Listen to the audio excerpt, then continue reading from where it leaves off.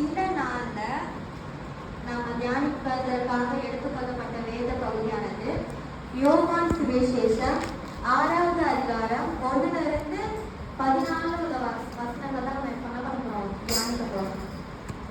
எல்லாருக்கும் தெரிஞ்ச ஒரு அற்புதத்தை பத்தி தான் நம்ம இப்ப பார்க்க போறோம். வாசிப்போம். யோவான் 6:2.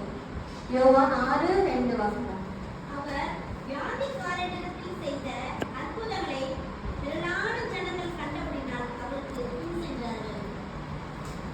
ஆண்டவராகிய இயேசு கிறிஸ்துவினுடைய வார்த்தையை கேட்ட திரளான ஜனங்க என்ன பண்றாங்க? போறாங்க. அவங்க எப்படி போனாங்கன்னு பார்ப்போமா?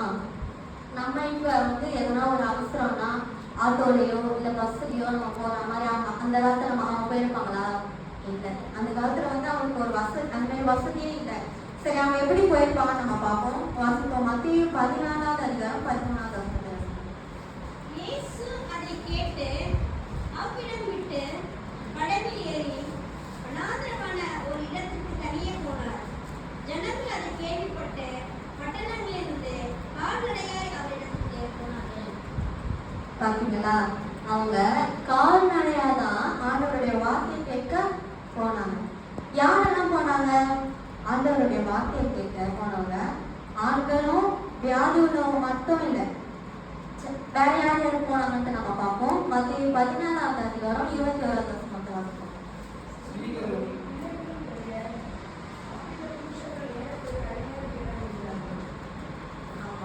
ஸ்திரீகளும் பிள்ளைகளும் கூட என்ன பண்ணிருக்காங்க?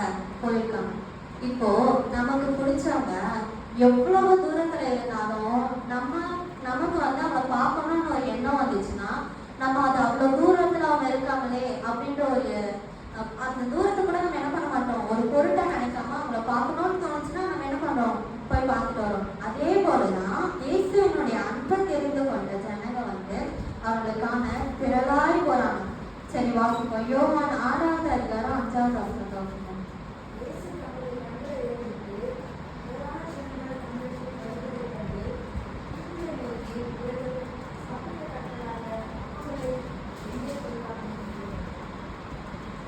போனவங்க இயேசு கிறிஸ்துவின் சுவிசேஷத்தை அவங்க கேட்டுக்கொண்டிருந்த நேரத்துல, ஆனா போனவங்க இயேசு கிறிஸ்துவனுடைய சுவிசேஷத்தை கேட்டுக்கொண்டிருந்தாங்க. ஆனா தேவனும் அவர்களுடைய முகத்தை பார்த்தாரு. அவர்களுடைய தேவையை அவர் என்ன பண்றாரு? அறிஞ்சிருக்காரு. அவங்க பசியாச்சு அவருக்கு என்ன பண்றாரு? உணவு கொடுக்க அவர் சித்தமானார். சரி, வாசிப்போம். யோவான் 6வது அதிகாரம் 9வது வசனம். யோவான் 6:9.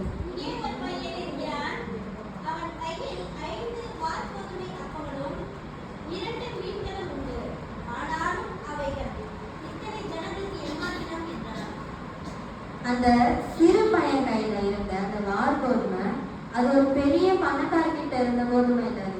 அது ஒரு குதிரைக்கு கொடுக்கிற ஒரு தானியம். அப்ப நம்ம இதுல என்ன தெரிஞ்சுக்கிறோம்? அந்த சிறு பையன் ஒரு ஏழையோடைய வீட்டுக்குள்ள தான்.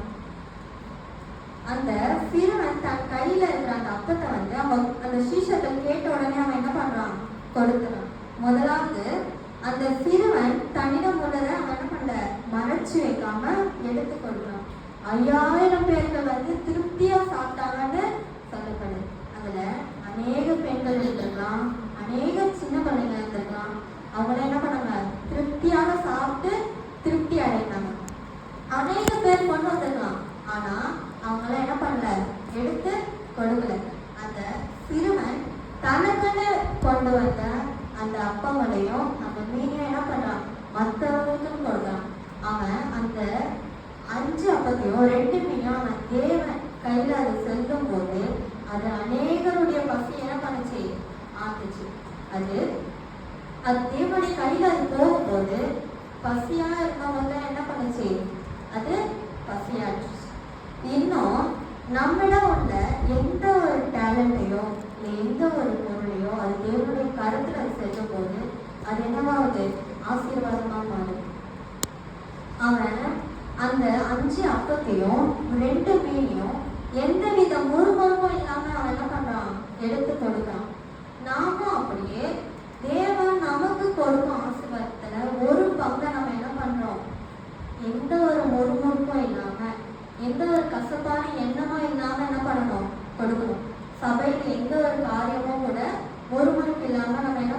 கொடுக்க முன் வரணும். சரி, வாசிப்போம். யோவான் 6வது அதிகாரம் 13வது வசனம். அந்தபடியே அவர்கள் சேர்த்து வார்கோதுமை அப்பங்கள் அரிசில் அவர்கள் சாப்பிட்டு மீதியான துணிக்கைகளிலே 12 கூடைகளை நிரப்பினார்கள். அப்படி நம்ம கொடுக்கும்போது தேவன் சொற்பமானதை, அதாவது அந்த அப்பத்தை ஆசீர்வதித்து, அதே போல் அது மீதமான 12 கூட நிரம்ப செய்தார்.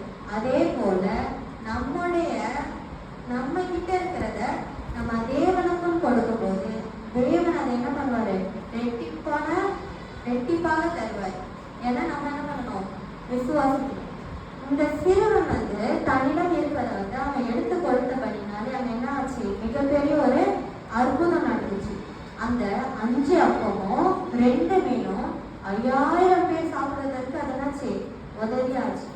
இன்றும் நம்மளுடைய வாழ்க்கையில நம்ம அந்த சிறுவன் செய்த காரியத்தை போல நம்மளும் என்ன பண்ணணும்? நாமும் செய்யும் போது நம்ம கிட்ட இருக்கிற அந்த தேவனுக்கும் கொடுக்கும்பொழுது தேவன் அதை ஆசீர்வதித்து நம்மளுடைய